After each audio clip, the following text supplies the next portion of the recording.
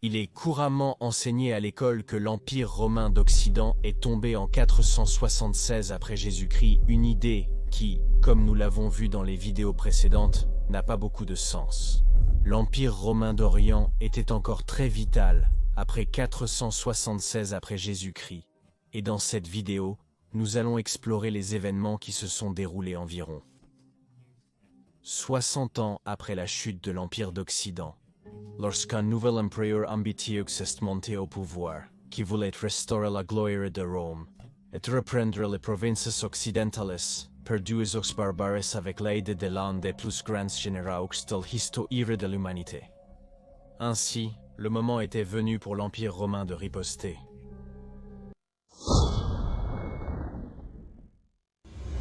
Lorsque l'empereur romain d'Occident Romulus Augustus a été déposé par le chef germanique Odoacer le 4 septembre 476 après Jésus-Christ, nous avons appris dans les vidéos précédentes que pas grand-chose n'a réellement changé.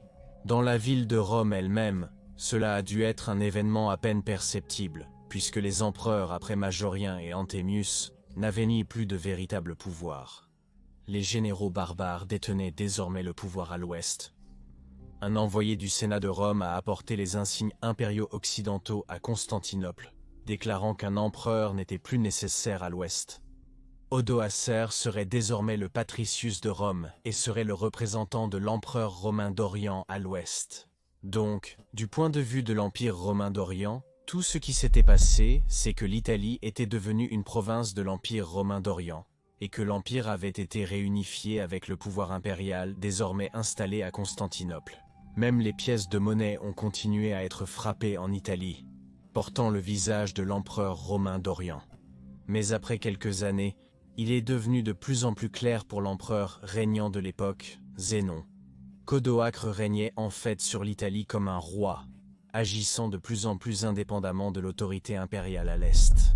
En 480 après Jésus-Christ, le dernier empereur romain occidental légitime, Julius Népos, est mort, peut-être assassiné par Odoacre comme certains le pensaient, et Odoacre a rapidement annexé le royaume de Népos en Dalmatie, et a incorporé ce vestige de l'Empire romain occidental dans son royaume la même année. Mécontent de la montée en puissance d'Odoacre, l'empereur Zénon a donc fait des Ostrogoths des fédérés de l'Empire, et les a chargés sous leur roi, Théodoric, de reprendre l'Italie à Odoacre, et Théodoric serait le représentant de l'empereur dans la province d'Italia. En 488 donc, les Ostrogoths se sont déplacés en Italie, sont arrivés là en 489 et après des années de combats acharnés, ont vaincu Odoacre à Ravenne en 493 après JC. Ainsi fut établi le royaume ostrogoth de Théodoric cette même année, sur l'ancien territoire du royaume d'Oroacar. C'était l'état de la Méditerranée pendant quelques décennies. Et sous le règne de Théodoric, la ville de Rome a connu la paix pendant 60 ans. Les institutions romaines ont continué à exister. Le Sénat romain se réunissait toujours dans la Curie, l'ancien bâtiment du Sénat. De nombreux bâtiments à Rome ont été entretenus ou même restaurés, et ainsi nous pouvons dire que c'était une période prospère pour Rome après les 3 pillages qu'elle a dû subir au 5e siècle après Jésus-Christ sous les empereurs romains occidentaux, trop souvent incapables. À l'Est, un nouvel empereur avait pris le pouvoir, et son nom était Petrus Sabatius, mieux connu sous le nom de Justinien. Et cet empereur avait un plan ambitieux, rien de moins que de restaurer l'étendue complète de l'ancien empire romain, et de reconquérir les provinces perdues de l'Empire romain à l'ouest. Et la première province avec laquelle cette reconquête commencerait était le royaume vandale en Afrique du Nord. Cette ancienne province romaine était sous la règle vandale depuis 100 ans maintenant. Et 2 tentatives pour récupérer cette province perdue avaient échoué une fois en 460 sous l'empereur héroïque Majorien, et une autre tentative avait échoué en 468 dans un effort conjoint des empereurs romains, respectifs de l'Est et de l'Ouest, Léo et Anthemius. Hildéric, le petit-fils du légendaire roi vandale Gaiséric, et également petit-fils de l'empereur romain d'Occident Valentinien III, avait régné sur le royaume vandale à partir de 523 et probablement à cause de son héritage romain en partie, il a poursuivi une politique beaucoup plus pro-romaine que ses prédécesseurs. Les Vandales eux-mêmes étaient des chrétiens ariens, et les chrétiens chalcédoniens avaient souvent été persécutés dans le royaume vandale. Mais ces persécutions ont maintenant été terminées sur ordre de Hildéric. Cependant, ces politiques pro-romaines étaient fortement détestées par d'autres Vandales de haut rang, et il en est ainsi arrivé que Gélimer, un cousin de Hildéric, a organisé un coup d'État, a renversé le roi et l'a fait emprisonner en 530. En devenant le nouveau roi vandale, Gélimer est immédiatement revenu à des politiques anti-romaines, et a également permis la reprise de la persécution des chrétiens chalcédoniens. C'était exactement le prétexte dont Justinien avait besoin pour justifier l'attaque contre les Vandales. Beaucoup à la cour ont conseillé à l'empereur de ne pas faire cela, ayant encore en tête l'échec de la flotte romaine en 468 au Cap Bonne. Mais l'empereur était déterminé à restaurer l'étendue complète de l'Empire romain. Et il avait l'arme ultime qui permettrait ce plan ambitieux sous la forme de son très capable général Flavius Belisarius, magister militum des forces militaires romaines de l'Est. Ce général s'était distingué à la bataille de Dara en 530, remportant une victoire impressionnante contre une force 2 fois plus grande, armée perse. De plus, Belisarius s'était avéré être absolument loyal envers l'empereur, réprimant les émeutes de Nika en 532 après Jésus-Christ à Constantinople, sauvant ainsi efficacement le règne de Justinien. Justinien et Belisarius sont souvent appelés les derniers des Romains, car ils étaient tous deux des locuteurs natifs de latin, et possédaient une vigueur martiale et de grandes ambitions qui auraient rendu même César ou Trajan fiers. Dès le début du 7e siècle, la langue officielle de l'Empire deviendrait le grec au lieu du latin. Mais c'était précisément cette qualité, en plus d'être un génie militaire, qui faisait de Belisarius le choix parfait pour diriger l'expédition contre les Vandales, à savoir être un locuteur latin. Nous ne devons pas oublier que la population du royaume vandale, même après 100 ans de règne vandale, était toujours romaine et parlait latin. Ainsi, Belisarius, pensait Justinien, gagnerait plus facilement l'approbation des Romains natifs. C'est donc en juin de l'année 533 après Jésus-Christ que Belisarius quitta la capitale de l'Empire romain, Constantinople, avec 92 navires de guerre appelés dromons et 500 navires de transport. Son armée était composée de 10 000 fantassins, en partie des comitatans de l'armée de campagne et en partie des troupes de foederati.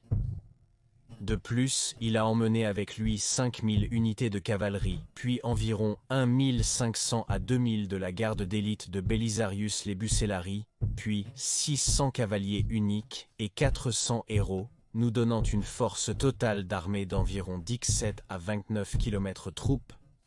Des commandants très capables et loyaux tels que Jean l'Arménien et Loanuk Solomon ont accompagné cette expédition militaire, agissant en tant que chef d'état-major de Belisarius. L'historien Procope de Césarée a également accompagné Belisarius dans ce voyage dangereux, et il nous a laissé la source historique la plus importante de cette guerre, à savoir son œuvre, la guerre des Vandales, de Bello Vandalico. Belisarius a dû fuir pour faire une halte en Sicile afin d'acquérir de nouvelles provisions et pour obtenir des renseignements sur les activités des Vandales. À cette époque, les relations entre le royaume ostrogothique et les Romains étaient encore bonnes, de sorte à permettre à la flotte romaine de mouiller en Sicile. Belisarius était en effet très heureux d'apprendre que Gélimer avait envoyé son frère Zazo en Sardaigne avec une force vandale nombreuse, afin de réprimer une rébellion, et que Gélimer ignorait totalement l'expédition romaine. En entendant cela, Bélisaire fit immédiatement mettre la flotte à voile vers l'Afrique. C'est donc au début de septembre 533 que les Romains de l'Est ont débarqué à Caput Vada, un cap situé immédiatement à l'est d'une ville portant le même nom, à environ 162 miles romains, ou 240 km au sud de Carthage. De nombreux officiers avaient conseillé à Bélisaire de naviguer directement sur Carthage et de tenter de prendre directement la capitale. Mais Bélisaire se souvenait du désastre du Cap Bon en 468, lorsque la flotte romaine avait été presque entièrement détruite par des navires incendiaires vandales. Il a donc décidé contre cela, et l'armée a débarqué au Cap pendant la nuit. La ville de Caput Vada s'est immédiatement rendue et a été prise sans combat, car Bélisaire était venu se présenter comme un libérateur envers la population romaine des oppresseurs vandales. Il a ordonné à l'armée de ne pas nuire aux Romains natifs de quelque manière que ce soit, punissant toute faute par des peines sévères. Cela s'avérerait très efficace. Et alors que l'armée romaine commencerait maintenant sa marche vers le nord le long de l'ancienne route romaine vers Carthage, les villes romaines changeraient de camp une par une des Vandales aux Romains. Procopius de Césarée nous dit ici, « Les soldats se comportaient avec modération, et ils n'ont commencé aucune bagarre injuste, ni fait quoi que ce soit de déplacé. » Et Bélisaire, en montrant une grande douceur et gentillesse, a gagné les Libyens à sa cause si complètement, qu'après cela, il a fait le voyage comme s'il était dans son propre pays. Il est fascinant de lire que les Romains n'ont rencontré aucune résistance. En marchant vers le nord en direction de Carthage, la flotte suivait l'armée, naviguant à côté de l'armée le long de la côte. Gelmer, après avoir appris l'arrivée des Romains, a immédiatement fait exécuter Hildéric et ses proches. Il prévoyait en outre d'encercler les Romains à Ad Decimum, c'est-à-dire au 10e mille d'X-miles romains au sud de Carthage. Son frère Amartas devait partir de Carthage et bloquer l'avancée romaine, tandis que son neveu Gibamonde devait attaquer leur flanc, et Gélimer lui-même attaquerait par l'arrière et détruirait complètement l'armée romaine. C'est donc le 13 septembre que les forces romaines et vandales s'affronteraient pour la première fois en près de 100 ans. On dit que les forces vandales étaient un peu plus petites que les Romains, d'environ 14 à 16 000 hommes. C'est maintenant que les 600 cavaliers uniques ont éclaireur vers l'ouest, et l'avant-garde sous Jean l'Arménien vers le nord-ouest. Les Huns ont rencontré les 2000 soldats de Gibamonde, et en voyant les redoutables cavaliers uniques, leur morale a été grandement affaiblie. En conséquence, les forces de Gibamonde ont été totalement mises en déroute, et Gibamonde lui-même a été tué. Pendant ce temps, Amatus avait quitté Carthage, approchant avec environ 6000 à 7000 troupes, mais il avait éclairé trop loin et avait rencontré la force beaucoup plus grande de John, une erreur qui lui coûterait la vie. Le reste des forces d'Amatus était étiré mince le long de la route, et ils ont rapidement fui en apprenant la mort d'Amatus. Maintenant, un contingent romain sous Solomon était arrivé sur les lieux, mais la force de Gélimer d'environ 5 à 6 000 troupes avait déjà avancé du sud. Étant submergé par cette force beaucoup plus grande, Solomon a dû battre en retraite, se regroupant en chemin avec environ 800 troupes romaines et rejoignant l'armée principale de Belisarius. Belisarius, recevant maintenant des rapports sur ce qui s'était passé, savait qu'il surpassait en nombre les forces de Gélimer et s'est rapidement mis à l'engager. Pendant ce temps, Gélimer avait installé son camp sur une colline et prévoyait de fortifier sa position et de recueillir des renseignements sur ce qui s'était passé. Mais Belisarius a avancé d'une direction inattendue, prenant Gélimer et ses Vandales complètement par surprise. Les Vandales surpris ont donc été complètement mis en déroute par les Romains. Gélimer lui-même et le reste de ses forces se sont alors enfuis vers le nord-ouest.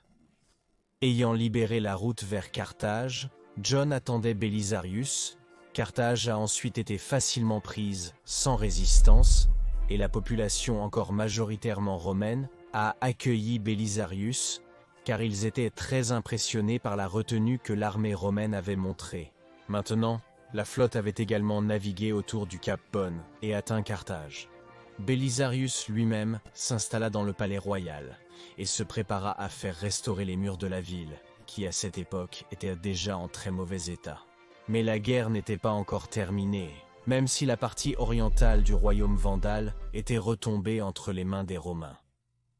Gélimer était toujours en vie, et une grande partie de ses forces vandales avaient survécu à la bataille d'Ad Decimum. Gélimer avait entre-temps envoyé des messagers à son frère Zazon, qui avait réussi à réprimer la rébellion en Sardaigne, et il est revenu pour unir ses forces à celles de Gélimer. En apprenant cela, Bélisaire décida de rencontrer Gélimer et Zazon en bataille ouverte et partit vers l'ouest depuis Carthage, où les deux armées se rencontreraient à Tricamarum, à 28 km à l'ouest de Carthage, à la mi-décembre 533, mais cette fois, les Vandales étaient de plus nombreux que les Romains. Cependant, grâce à la bravoure de Jean l'Arménien et de ses unités de cavalerie, harcelant sans relâche le centre des Vandales, les Romains réussirent à tuer Jason. Démoralisé par la perte de Jason, l'armée des Vandales s'est rapidement effondrée, et Gélimère s'est une fois de plus enfui vers l'ouest, loin en Numidie. Il faut noter ici que Bélisaire a eu énormément de difficultés à maintenir ses troupes unies, et si les Vandales avaient lancé une contre-offensive, il est tout à fait possible que les Romains auraient été totalement détruits. Procopius lui-même a exprimé son étonnement face à l'issue de la guerre, et n'a pas hésité à la considérer non pas comme un exploit de stratégie supérieure, mais comme un paradoxe de la fortune. En effet, le génie militaire n'est parfois pas suffisant pour gagner une guerre, et la chance a certainement aussi favorisé les Romains. Mais il est toujours stupéfiant que Bélisaire ait réussi à conquérir un royaume entier avec une armée ne comptant que 17 ou 29 km/h. Gélimère a été capturé quelques mois plus tard en mars 534, se rendant après avoir été assiégé par les Romains dans une forteresse montagneuse en Numidie. Ainsi, l'Afrique était de nouveau entre les mains des Romains après 100 ans. Belisarius a ensuite mis les voiles pour Constantinople, accompagné de Gélimère, d'un grand nombre de Vandales capturés et de nombreux trésors qui avaient été pillés par les Vandales près de 80 ans plus tôt lors du célèbre sac de Rome, y compris la Regalia impériale de Valentinien III, et les butins du temple de Jérusalem, qui avaient été capturés par l'empereur Titus en 70 après Jésus-Christ.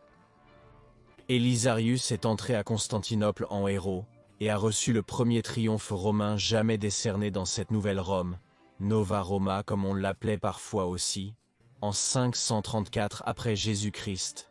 C'était aussi le premier triomphe romain accordé à un citoyen privé depuis plus de 550 ans. Accordé à un citoyen privé depuis plus de 550 ans, le triomphe a défilé à travers le magnifique forum de Constantin.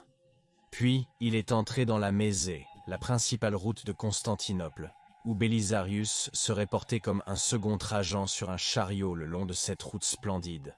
Puis le cortège triomphal arriverait à l'hippodrome. C'est ici que Gélimère, en voyant l'empereur Justinien sur son trône élevé, a crié des mots de l'Ancien Testament. « Vanité des vanités, tout est vanité ». Gélimère a été dépouillé de son vêtement pourpre royal et envoyé vivre en Galatie sur un domaine. Il a été traité étonnamment bien, et aurait même été élevé au rang de patricius, s'il n'avait pas refusé de renoncer à sa foi arienne. Ainsi, une victoire importante a été remportée contre toute attente, une province perdue de l'ancien empire romain a été restaurée, mais la guerre pour restaurer pleinement l'empire romain à son étendue précédente venait de commencer, et Justinien avait déjà fixé son regard sur la prochaine cible. Le royaume des Ostrogoths, l'Italie, le vieux berceau de l'Empire romain, et la ville de Rome elle-même, l'ancienne Rome, d'où tout l'Empire romain avait commencé. Si vous voulez apprendre comment les frontières romaines se sont effondrées au 5e siècle après Jésus-Christ, regardez cette vidéo dans le coin supérieur droit. Mais si vous êtes plus intéressé par ce qui s'est passé à Rome après 476, après JC, vous pouvez regarder l'autre vidéo dans le coin inférieur droit. Je dis merci à tous les amis de l'histoire romaine, et à tous ceux qui sont comme moi absolument obsédés par l'Empire romain tardif. Gratias amici imperi Romani, et Beneval.